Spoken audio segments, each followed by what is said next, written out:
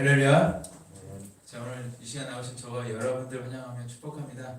이 시간 우리 주님께서 이 시간 임재하신 줄로 믿습니다. 언제나 함께 하신 우리 하나님, 언제나 우리 동행하신 우리 주님께 늘 신령과 진정의 예배, 영과 진리 진정의 예배 나아가시는 저와 여러분 되시길 간절히 바랍니다. 특히 오늘 이 시간은 시편 121편 1절에서 8절 말씀을 통해서 너를 지키시는 자라는 주제로 함께 은혜를 나누기 원합니다. 자, 이 세상에는 크게 두 가지 종류의 사람들이 있다라고 이야기할 수 있습니다. 첫 번째 부류의 사람은 땅을 바라보고 사는 사람이다라고 이야기하면 또 하는 다른 부류의 사람은 하늘을 바라보고 사는 사람이다라고 이야기할 수 있을 것입니다. 자, 그런데 여러분들은 지금 어디를 바라보고 살아가고 계신 것 같습니까? 내가 혹시 땅을 바라보고 살아가며 세상의 어떤 가치를 동경하며 살아가고 있습니까? 아니면 하늘을 바라보며 하나님께 우리의 소망을 두고 살아가고 계십니까? 제가 어렸을 때 깡촌, 정말로 시골 깡촌에서 살았었는데 소위 말하는 그런 시골에서 살았습니다. 근데 제가 어렸을 때 제가 초등학교 시절로 기억을 하는데 길을 가다가 1,000원짜리 지폐를 한 장을 제가 딱 주웠어요. 지금도 그 장소가 지금도 생각이 납니다. 근데 지금은 1,000원이 사실 그렇게 큰 돈도 아니고요. 아이들한테 1,000원 줘봤자 별로 이렇게 중요하게 생각하지 않고 그러는데 제가 어린 시절, 제가 어렸을 때 그 기준, 또 저의 어렸을 때 제 마음의 기준에 1,000원은요 굉장히 큰 돈이었습니다. 그래서 학교에서 집을 가다가 늘 다니던 논길이 있는데 그 논길에서 이렇게 공짜 돈을 딱 얻게 되니까 기분이 그날 정말 좋았어요.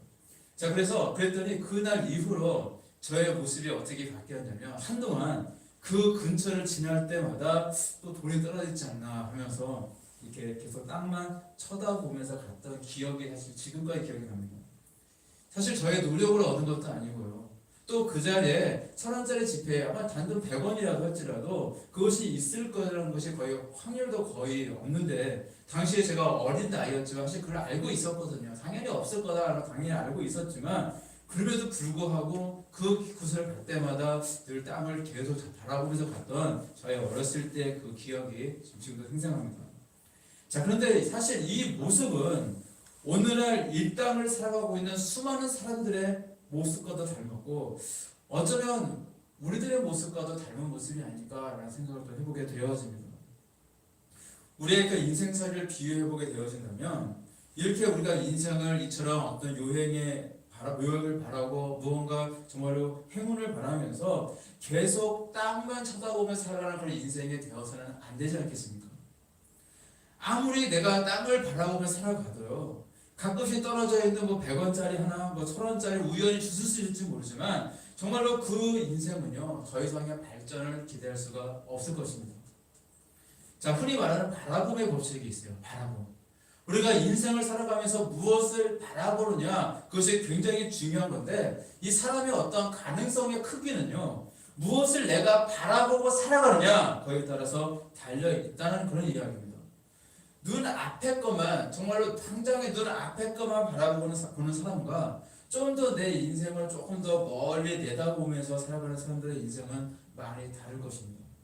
우리가 학창시절의 모습을 생각해 보더라도요 그 바로 앞에 것만 바라보고 사는 그런 친구들은요 그런 학생들은 어떤 모습이냐 자, 수업을 땡땡이 치고 싶어 하고요. 그쵸? 그리고 어떻게 하면 내가 숙제 안 하고 좀 편하게 좀 지낼 수 있을까 그런 거에 관심이 많고요. 저 당장에 자신의 몸이 좀 편한 것, 좀 쉽게 가는 것, 그런 것만 생각하지만 조금 더 인생을 멀리 내다보는 그런 친구들의 모습은 조금 힘들고 조금 불편해도 참고 이겨낼 수가 있습니다. 왜냐하면 지금의 이 수고로움과 나의 인내와 땀방울이 있어야 조금 더 밝은 미래에 대한 그런 소망이 내 미래가 좀 더 밝아질 수 있다. 내 미래에 더 소망이 있다라는 것을 깨닫고 잘 알고 있기 때문입니다. 자, 그래서요 우리는요 하늘을 바라봐야 됩니다. 다시 말해서 우리 하나님을 바라봐야 됩니다. 우리의 육신의 눈이 아닌 우리의 바로 영의 눈을 활짝 열고 우리의 믿음의 눈을 열어서 우리 주님을 바라봐야 되고요. 하나님께서 우리에게 주신 소망을 바라보며 나아가는 그 모습이야말로 참으로 값지고 소망이 있는 인생인 줄로 믿습니다. 오늘 말씀에 이렇게 기록하고 있습니다. 내가 산을 향하여 눈을 들리라. 나의 도움이 어디서 올고 나의 도움이 천지를 지으신 여호와께로소다. 오늘 말씀 속에 등장하는 이 산은 바로 시온을 이야기해요. 시온이요, 이 산은 바로 교회요, 이 산은 바로 하나님이 계신 곳을 뜻하고 있습니다. 따라서 오늘 우리는요, 오늘 이 본문의 시편 기자의 이 고백처럼 나의 도움이 바로 하나님께로부터 온다는 사실을 우리는 분명히 깨닫고 또 고백해야 하는 모습이 있어야 할 것입니다. 그리고 우리는요, 실천이 있어야 돼요. 내 입술만이 아닌 정말로 거룩한 산을 우리는 직접 오르며 살아가야 됩니다. 한 걸음씩 한 걸음씩 나아가야 되는 겁니다. 때로는 힘들고 때로는 고단하고 때로는 지친다 할지라도 그래도 우리 소망의 주님을 바라보며 한 걸음씩 한 걸음씩 나아가시는 저와 여러분이 되시길 바랍니다.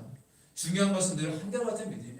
즉 내가 오늘은 열심히 하는 것 같은데 당장 내일은 좀 힘들다고 그냥 등한시하고 나태해지고 게을러지는 모습이 아니라 늘 한결같은 모습으로 조금 내 걸음이 더디다 할지라도 우리의 정말 참 복을 주시며 소망이 되시는 우리 주님께로 한 걸음씩 한 걸음씩 나아가시는 저와 여러분들 되시길 간절히 바랍니다.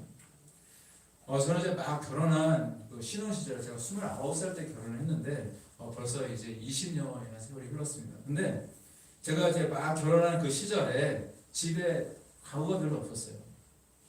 저희 아버지께서 이제 전세금을 마련해 주셨지만 이제 양가 모두 이제 혼수를 다 생략하기로 했고 그리고 간단한 혼수만 마련을 해서 이제 결혼을 했습니다. 그래서 사실 이제 뭐 특별히 뭐 자립이 전혀 없는 상태에서 이제 그 집에 들어가게 됐고 이제 하나씩 이제 돈이 들 때마다 하나씩 사면서 가구를 채우면서 살았었어요. 그리고 그 당시 시간이 지나면서 어느 날은 이제 침대가 하나 딱 들어오고요. 또 어느 날은 가스레인지가 들어오고 또 하나하나 그 살림이 채워지는 경험을 그때 했었습니다. 사실 비싼 것도 아니고요. 사실 뭐 다른 사람들에 비해서 뭐 고급진 것도 아니었지만 당시 저에게 있어서 잔잔한 기쁨이 되었던 것 같아요.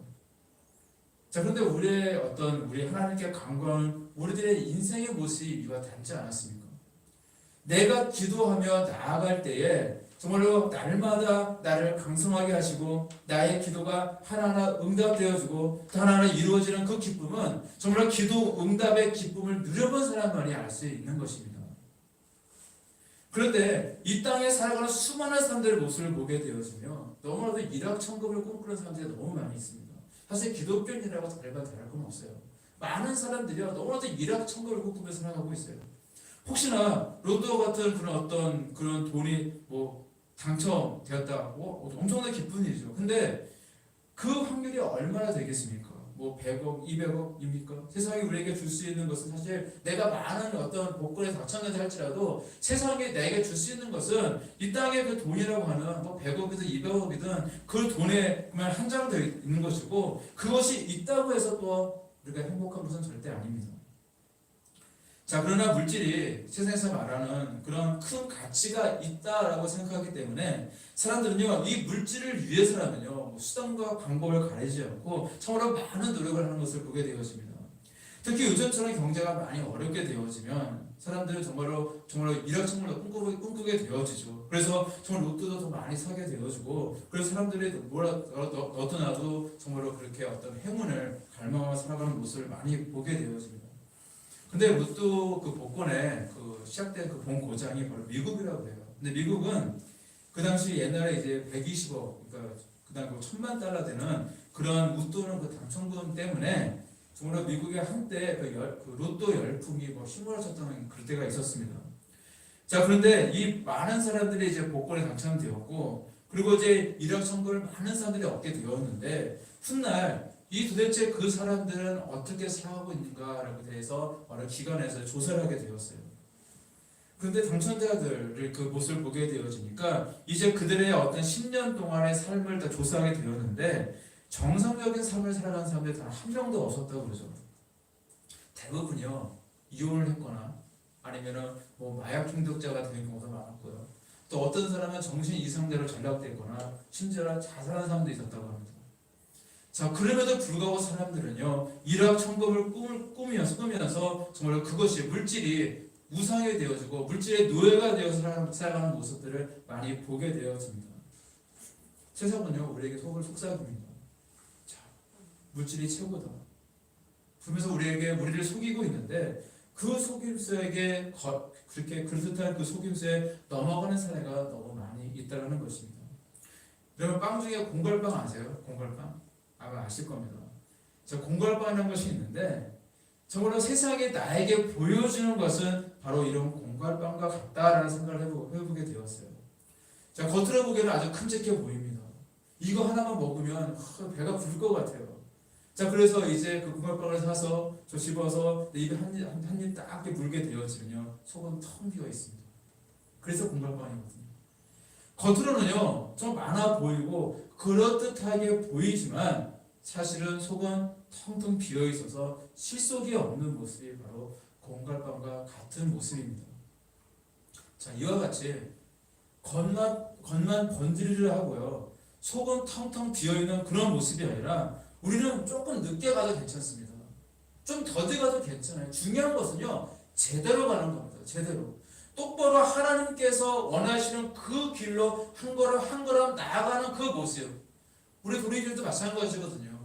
사실 저도 과거에 벌써 20년 전, 아니면 그때 뭐 비전이 막 이루어지고 하나님께서 막 이루어질 것 같다는 그런 기대를 가지고 있었어요. 하지만 하나님은요, 그렇게 쉽게 주시진 않으시더라고요. 그래서 제 동기에 비해서도 제가 좀 더디 가는 것 같기도 하고, 우리 도래교회가 어떤 막 승승장구하는 교회에 비해서 비전은 굉장히 큰데 더디가 가는 그런 모습처럼 느껴지지만 중요한 것은요, 이 길이 옳다면 하나님께서 원하시는 그 길이라면 우리는 계속해서 끈기 있게 이 길로 나아가야 될 줄로 믿습니다.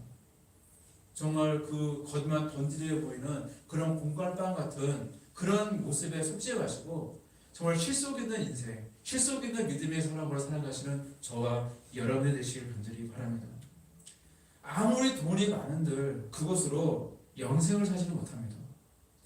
아무리 내가 물질이 풍요해도요, 그것으로 우리는 행복을 살 수가 없습니다. 자, 그래서 우리는 더욱더 고차원적인 것을 사모해야 되는 것입니다. 물질이 목적이 되어지면 설령 물질을 많이 얻게 될지는 모르지만 그 인생이 결코 행복한 것은 아니라는 사실을 사실 잘 알고 있지 않습니까?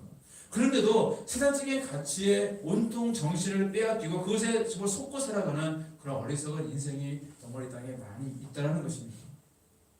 자, 그러나 온 세상을 지으신 우리 하나님께로 우리의 눈을 열고 우리가 제대로 믿음의 눈을 열고 우리가 제대로 바라본다면 우리는 기대할 수 있습니다. 우리는 소망을 꿈꿀 수 있어요.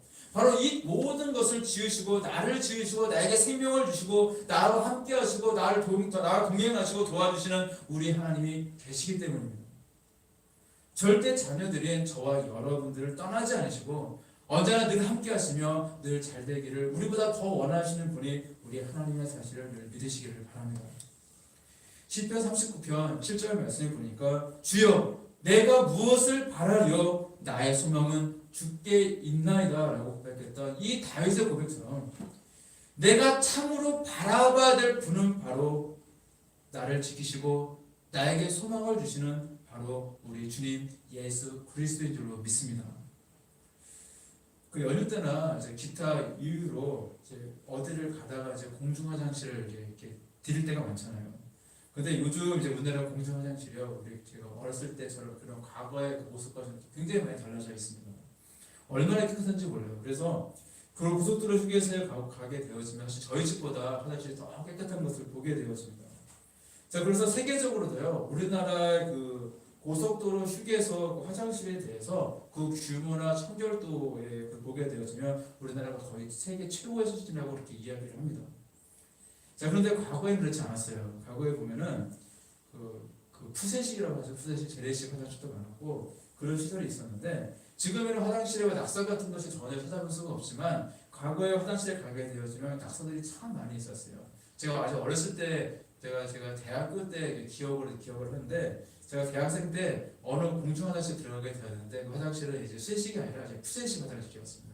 지금처럼 양변기가 아니라 그냥 좌변기여서 이렇게 쪼그려 앉아서 이렇게 일을 봐야 되는 그런 화장실이었는데 거기 딱 앉았는데 그 앞에 보니까 오른쪽을 봐 적혀 있는 거예요. 그래서 글씨 써놔서 오른쪽을 봐 쳐다봤습니다.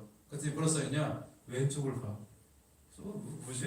왼쪽 쳐다봤어요. 그랬더니 뭐라 써있냐? 뒤를 봐. 저 뒤를 보기 힘들더라고요. 그래서 그래도 궁금하니까 와 힘들게 이렇게 해서 딱 봤어요.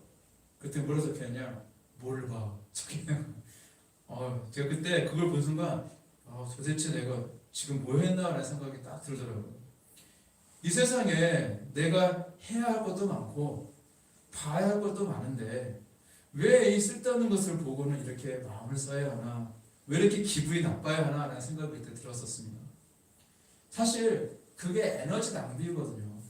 정말 필요한 것에, 중요한 것에, 소중한 것에 정말로 신경 쓰고 살게 해도 우리 인생은 참 부족합니다.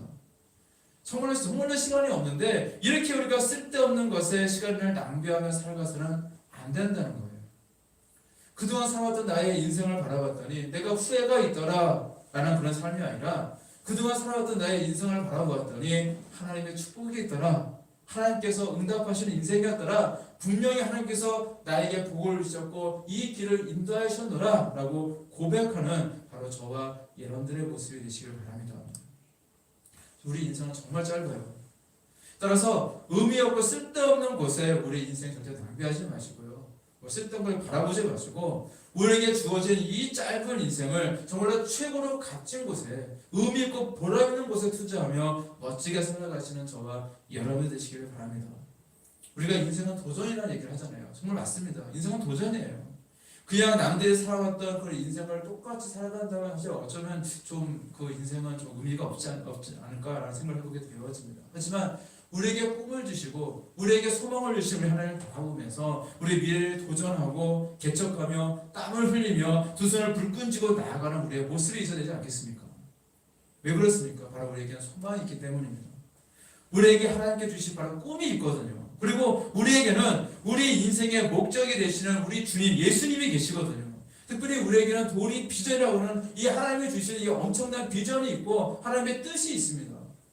따라서 우리는 날마다 하나님께 부르짖어 나아가는 이 기도 제목을 주시는 하나님을 더욱더 바라보며 하나님의 뜻이 우리의 삶 가운데 이루어질 수 있도록 더욱더 하나님께 나아가기를 힘쓰는 우리의 모습이 되어야 할 줄로 믿습니다.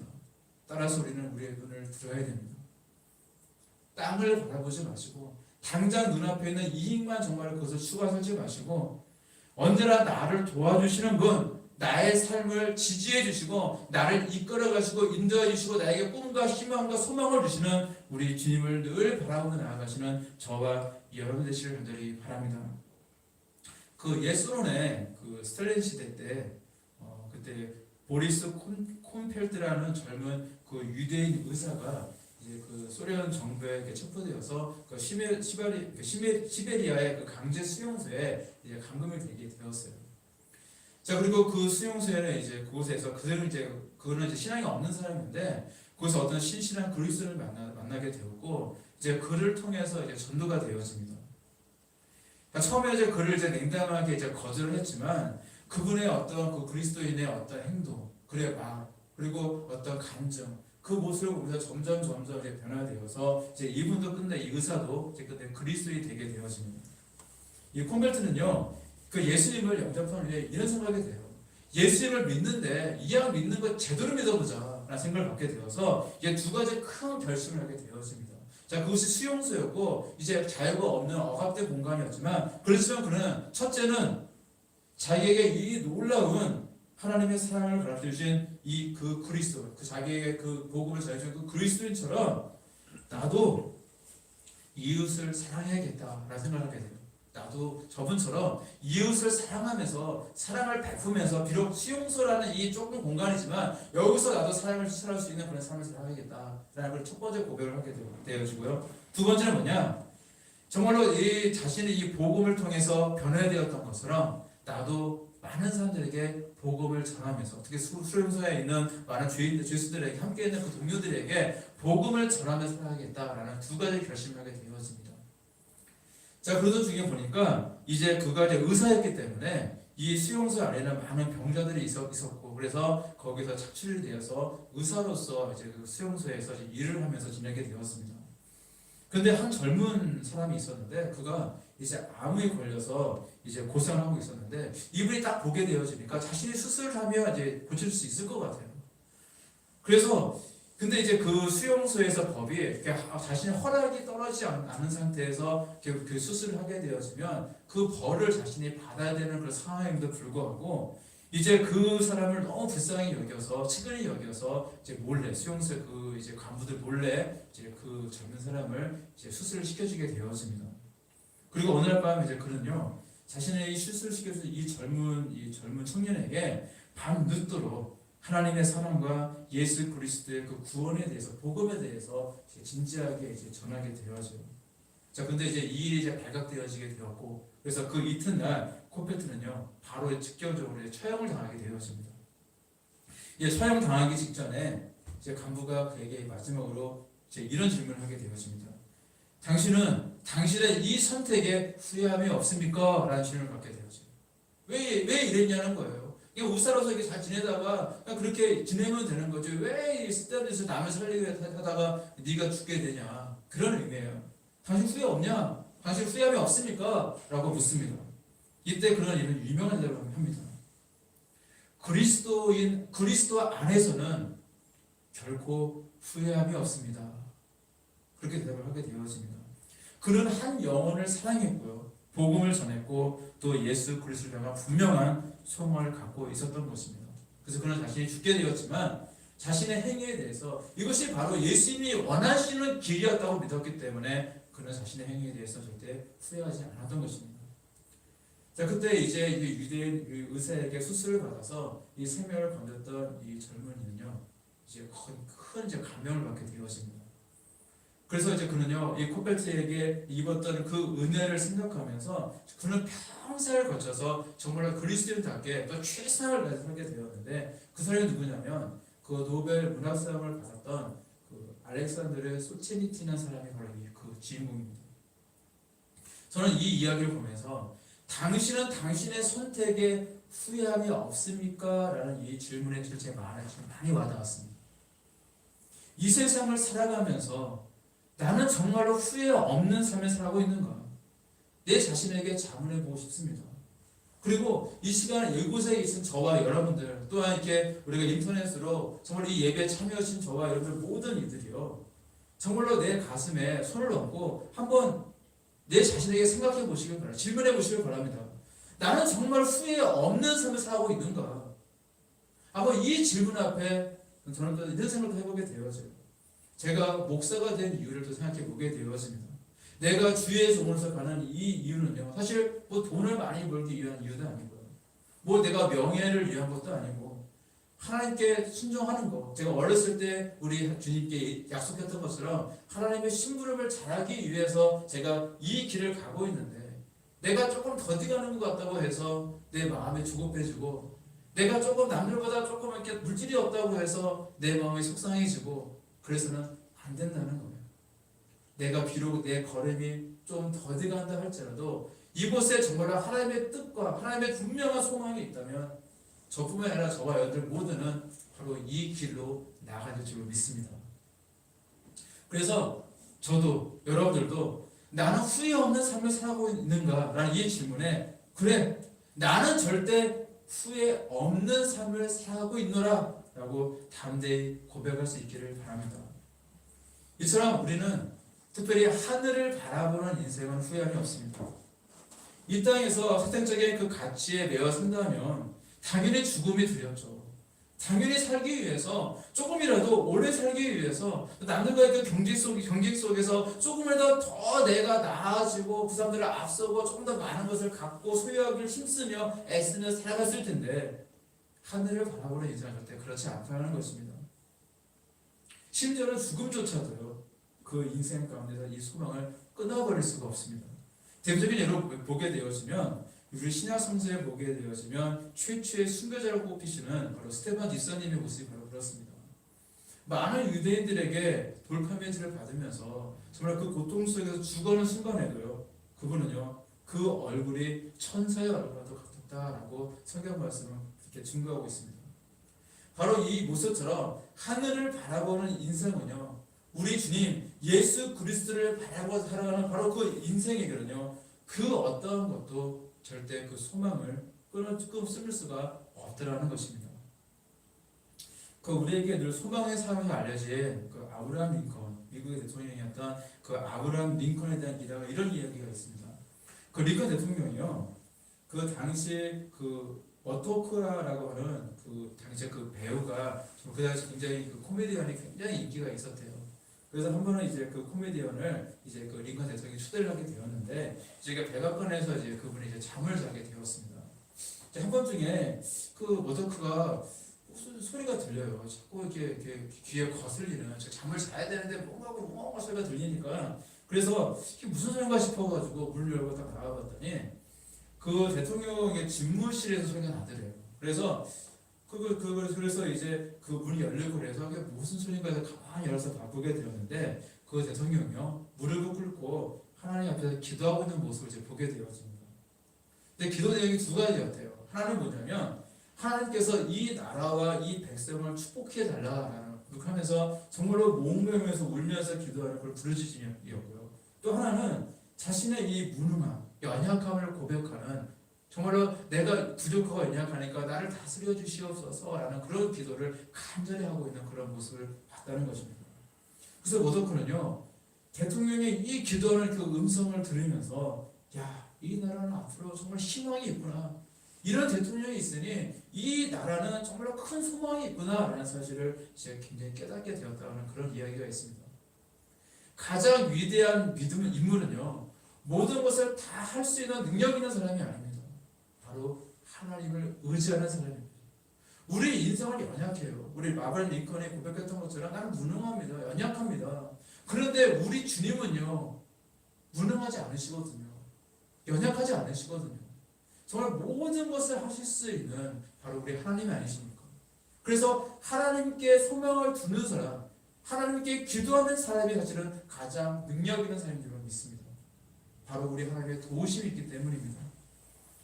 우리에게는 언제 소망이 있습니까? 내가 바로 이 자리에서 우리 하나님을 향하여 나의 얼굴을 향하여 하나님께 향하고 기도하며 나아갈 때 우리에게 소망이 있는 줄로 믿습니다. 지금도 아브라함 링컨의 그 집무실이 마치 관광 명소처럼 되어 있습니다. 그래서 그래 집무실 보게 되었으면 이제 한켠에 이제 기도했던 자리가 있는데, 얼마나 기도를 많이 했는지 그 무릎이 맞닿는 그 마루 부분이 저 움푹 이렇게 파여 있다고 합니다. 그만큼 그분이 그렇게 위대한 지도자가 될 수 있었던 이유는 바로 그가 기도하는 사람이었고 하나님께 소망을 두고 살아가는 사람이었기 때문입니다. 제가 이제 10년도 더 됐죠. 10년 거의 20년도 더 됐던 사건인데, 제가 이제 그 서울역에서 경험했던 내용입니다. 그래서 제가 이 경험을 하고 나서 앞으로 나는 복지 사역을 하게 된다면 어떻게 해야겠다는 생각들을 참 어린 나이였지만 했던 그런 기억이 있어요. 뭐냐면 제가 서울 앞을 이제 학교에서 이제 학교를 가기 위해서 제가 교회 사역을 마치고 제가 기숙사에 살았으니까 이제 학교 기숙사를 가기 위해서 가는 길이었는데, 서울역 앞을 이제 지나가게 되었습니다. 근데 그곳에서 너무 그 거리들이 굉장히 많잖아요. 거기 노숙인들이 굉장히 많은데 한 분이요, 너무나게 불쌍하게 보이고 그날따라 또 한쪽 다리도 그 쩔룩쩔룩거리는 한 거리인이 있더라고요. 그래서 그분이 이제 그 국어를 하시더라고요. 그래서 돈 좀 달라고 국어를 하시길래 좀 불쌍한 마음이 들어서 제가 주머니에 돈도 사실 많이 없었지만, 그래서 1,000원짜리 한 장이 있길래 한 장을 꺼내서 이렇게 딱 건너드린 적이 있어요. 그 당시 제가 이제 대학에서 이제 공부하던 가난한 신학생이었던 저에게 있어서 1,000원도 큰 돈이었거든요. 제가 부모님께 뭐 이렇게 용돈을 갖고 사는 것도 아니고, 사실 이제 교회에서 이제 등록금을 좀 주시고, 또 제가 이제 성적당학금 받은 것과 또 이제 기숙사에서 청소 아르바이트를 하면서 이제 그렇게 해서 제가 이제 돈을 벌어서 이제 학교 생활을 했던 그런 시절이었기 때문에 단돈 1,000원이지만 저에게 큰 돈이었어요.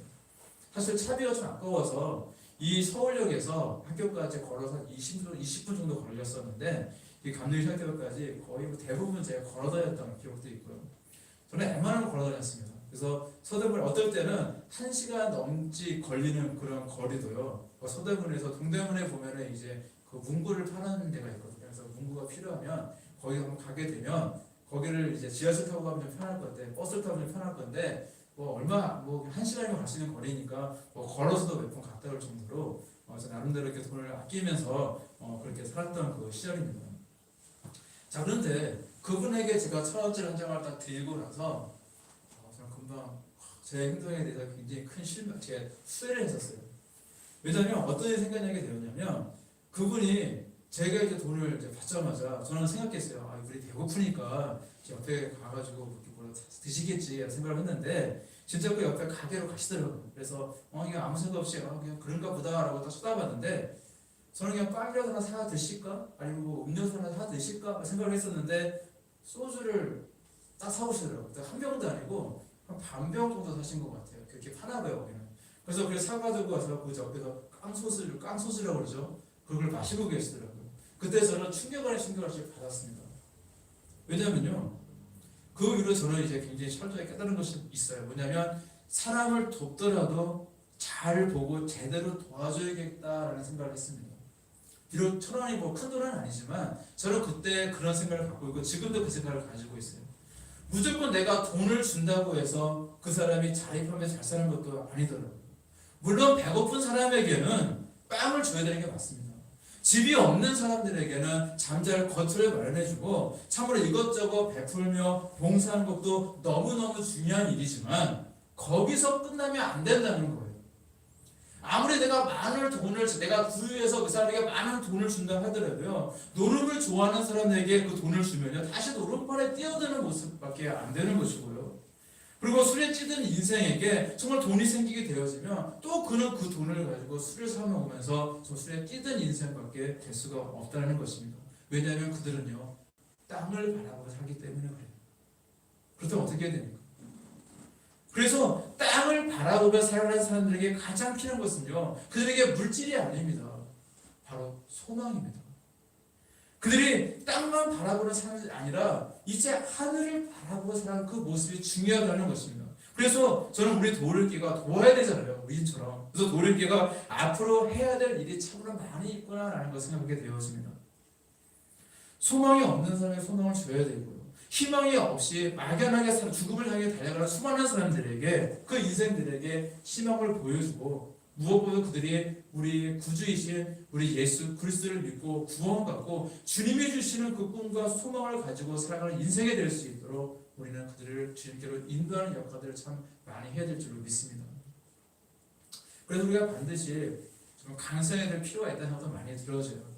우리가 축복을 받아야 될 이유도 바로 여기에 있는 것입니다. 우리 도리교회가 부흥하고 성장해야 될 이유도 분명히 여기 있다는 것입니다. 그래서 위에서 기도하시길 바랍니다. 막연히 잘 먹고 잘 살기 위해서 이 기도는 능력이 없잖아요. 분명한 이유와 목적이 있어야 돼요. 내가 하나님께서 내게 응답해 주시고 나에게 부여해 주신다면 제가 더욱더 우리 주임을 위한 그런 사역들을 하겠습니다. 하나님께서 원하시는 곳에 이 물질을 사용하겠습니다라는 그런 기도가 능력이 있는 것처럼 바로 우리가 하나님 앞에서 강성해야 될 이유는 바로 하나님의 뜻을 이 땅에 실천하기 위해서 수많은 이들을 주님께 인도하기 위함인 줄로 믿습니다. 저를 비롯한 여기 계신 저와 여러분 모두가 이렇게 수많은 이들에게 소망을 주며 더 베풀며 그리스도를 알며 살아가는 그런 삶이 되시기를 간절히 바랍니다. 또 하나님을 바라보며 사는 사람들의 그 특징 중에 하나가 뭐냐면 분명한 특징은 다른 사람들과 그 시각에 다르다는 특징을 가지고 있어요. 보는 것이 다릅니다. 다른 사람들은 보지 못하는 것을 볼 수 있는 눈이 생기게 되어집니다. 그 가나안 땅에 파견되었던 12명의 정탐꾼을 기억하실 겁니다.